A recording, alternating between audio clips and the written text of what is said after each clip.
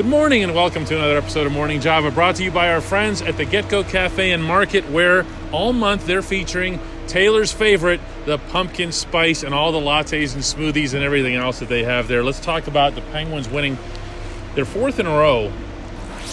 Probably their most impressive out of the four. You'd agree? Oh, I don't think it's even close. That's an awfully good team that they were playing. The only team in the league that didn't have a loss. Yeah. Awfully loaded lineup, and the Penguins obviously have a pretty watered-down lineup at the moment. So, yeah, it was on many levels. I think it was the most impressive of the four victories. Funny, you could take it as simple as the Avalanche comes in here, like you said, rolling and everything else.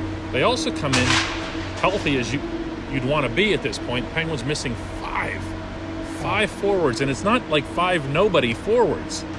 And here they are with all these replacement guys, if you will, playing the way the head coach wants them to play. And you know what question that brings up, right? Well, I assume it's will they play this way if they ever get healthy again?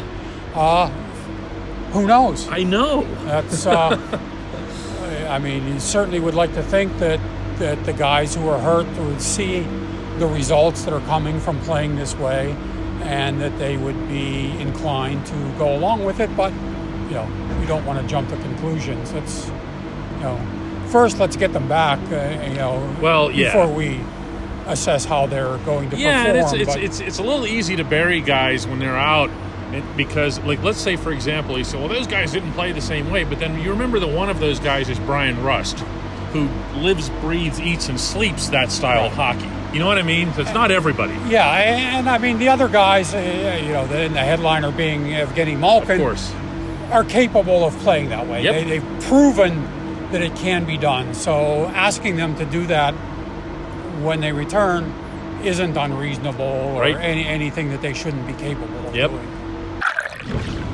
Sam Lafferty wasn't going to get one of the 3 stars in this game, unlike what he was doing in St. Paul and in Winnipeg.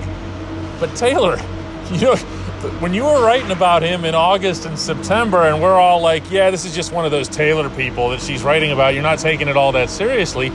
Here he was in this game, second line center, and he's out there for the 3-on-3 for Tanev's winner. I mean, I don't think I'm that surprised. I think most people expected him to do well, but not this well. I mean, as much as he's been producing, and then, taking on a big role like that, I didn't even expect him to do that well. And I don't think they did. No. I think, like, there was something that Sullivan said at one point on the road trip where he said that we did expect Sam to be a contributor. Yeah.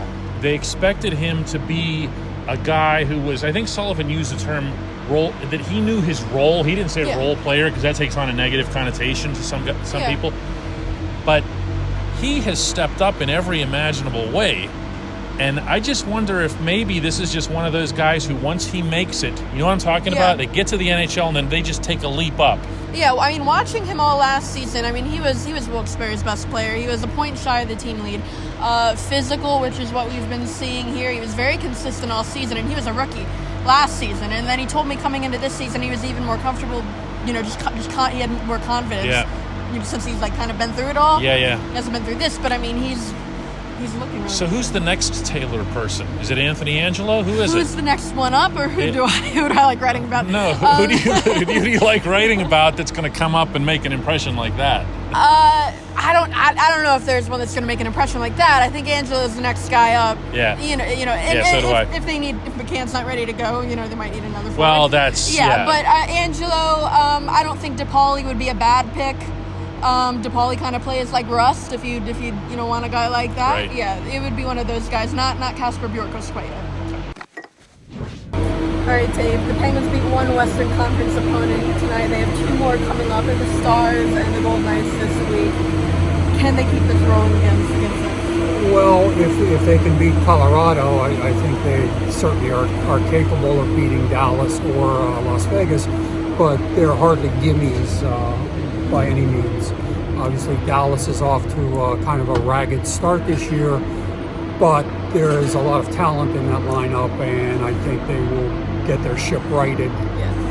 Yeah, I mean they just took down the last remaining undefeated team in the league. It was a pretty tight game. They didn't blow them out, but a lot of Colorado's games have been pretty tight. But yeah, Stars not the strongest team, but I mean the Jets weren't when they came in either, and they still had trouble against them. So no, and I don't think the Penguins have the personnel right now that they could take anybody lightly. Yeah.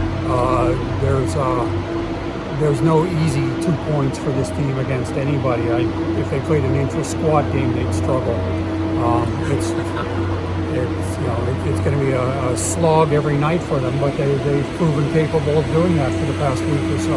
Yeah, I mean, in those early losses,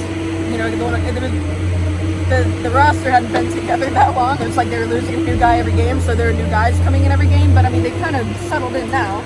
Of course, the young guys are looking better every game, so I think they'll have a better. That's true. Although, and again, they lost another guy, for this game. Yeah. Let's not overlook the fact that they had only 11 legit forwards tonight against an awfully good team. Mm-hmm.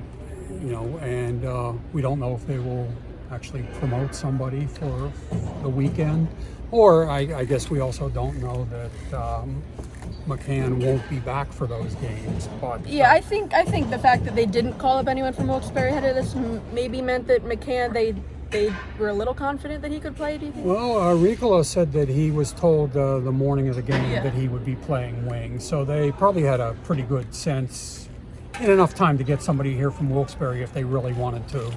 Yeah, so I mean, the young guys, they're going to keep having a big role, but yeah, I think they'll do well against these Western Conference opponents.